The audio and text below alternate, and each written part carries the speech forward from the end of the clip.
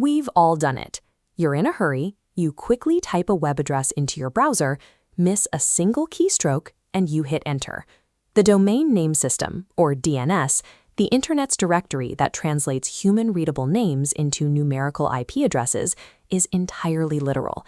It doesn't know what you meant to type. It takes that flawed string of characters and routes your connection away from your intended destination, dropping you onto a rogue, untrusted IP address. What waits on the other side of that connection is designed to trick your eyes.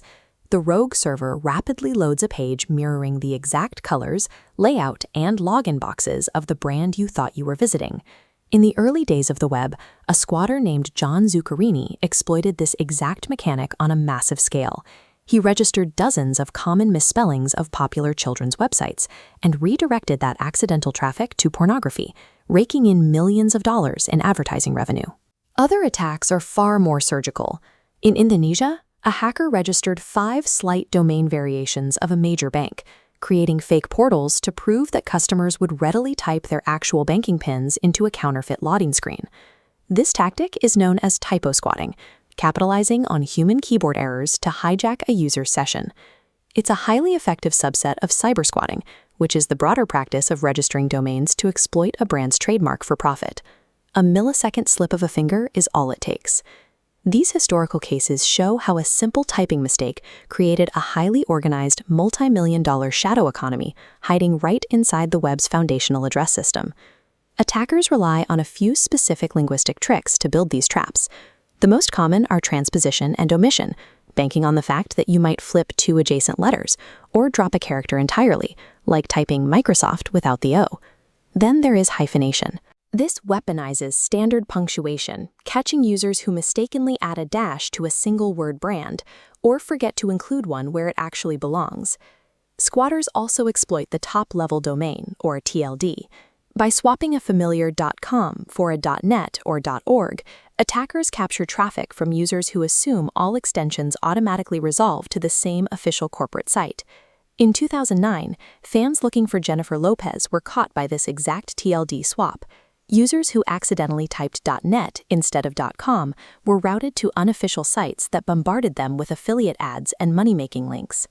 The most deceptive visual trick relies on homoglyphs and bit squatting, where attackers replace letters with characters or numbers that look virtually identical on a screen.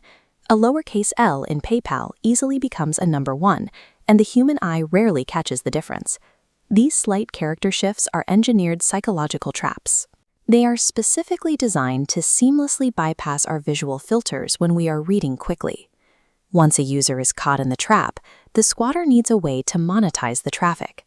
The most direct method is corporate extortion. A domain is purchased for a few dollars with the sole intent of ransoming it back to the trademark owner at a massive markup. A famous example of this occurred when a Canadian teenager named Mike Rowe set up a part-time web design site at Microsoft.com. When Microsoft noticed the phonetic similarity, they offered him $10 for the domain. He demanded $10,000, prompting a massive legal battle over his intent to profit from the software giant's name. A far more damaging payload involves phishing and malware. Here, the look-alike site manufactures fake urgency, warning you that your password is about to expire or your account is locked, to harvest your credentials or trick you into downloading ransomware directly onto your machine. Then there is the affiliate fraud model. This is a quieter attack, where squatters extract money from a brand's legitimate customers without ever needing to steal a password or drop a virus. Look at the clothing retailer Land's End. Squatters bought up multiple typos of the company's web address. When lost shoppers landed on those misspelled sites, the squatters immediately redirected them back to the real Land's End store through custom affiliate links. They legally defrauded the company out of commission money for sales that Land's End had actually generated themselves. The true danger of typosquatting is how ruthlessly and efficiently the hidden payload monetizes your mistaken identity, often before you even realize you've left the official web. To police these domains, international legal frameworks were established. Tools like the Anti-Cybersquatting Consumer Protection Act in the US and the global UDRP arbitration process were designed to strip malicious actors of their stolen web properties. To win these cases, a brand must prove what the law calls bad faith.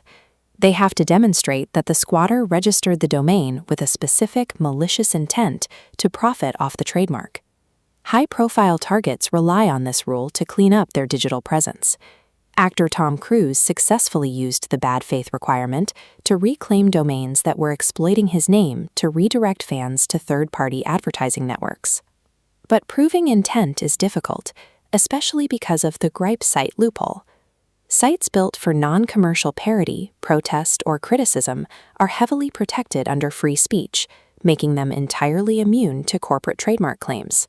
Evangelical preacher Jerry Falwell learned this when he sued the creator of Falwell.com, a site spelled with an extra L.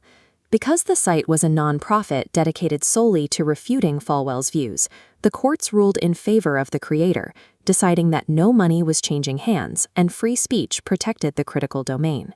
Internet law operates as a fragile balancing act. Regulators are constantly forced to weigh the protection of multi-billion-dollar corporate trademarks against the preservation of digital free speech. Because international legal arbitration is slow and highly bureaucratic, modern brands can no longer rely solely on the courtroom. They are forced to adopt highly proactive defensive strategies. The most common defense is defensive registration. Companies have to predict their own customers' typing errors and spend large sums of money buying up their own typos before a criminal can register them first. Enterprise brands also deploy external attack surface management software. These automated systems continuously scan the web, using AI to detect newly registered, weaponized lookalike domains the second they go live. This automation is necessary because the threat landscape is expanding at an alarming rate. With hundreds of new top-level domains like .xyz, .biz, and .coffee flooding the market, squatters have millions of new hiding spots to build their traps. As long as human fingers are prone to making mistakes, the Internet's address book will remain a highly contested battleground. Securing it requires constant, automated vigilance from the brands we trust and deep skepticism from the users typing the keys.